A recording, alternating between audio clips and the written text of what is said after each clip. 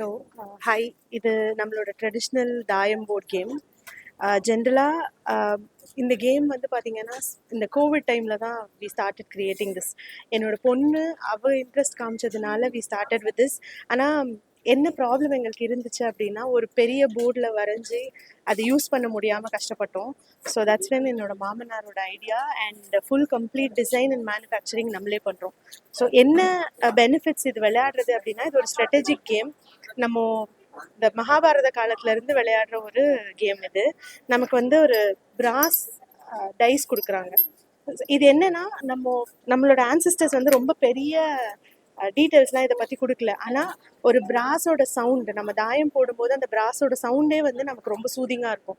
So right from தேர் நீங்கள் வந்து அந்த கேமை எவ்வளோ ஸ்ட்ராட்டஜிக்காக விளையாடுறீங்க, உங்களோட திங்கிங் பவர், ஒரு ஃபேமிலியாக உட்காந்து விளையாடும் போது உங்களோட பாண்டிங் எவ்வளோ பெருசாக டெவலப் ஆகுது. ஏன்னா இப்போ நம்மளை உட்காந்து பேசுறதுக்கு கூட டைம் கிடையாது, எல்லாரும் மொபைலில் தான் இருக்கும்.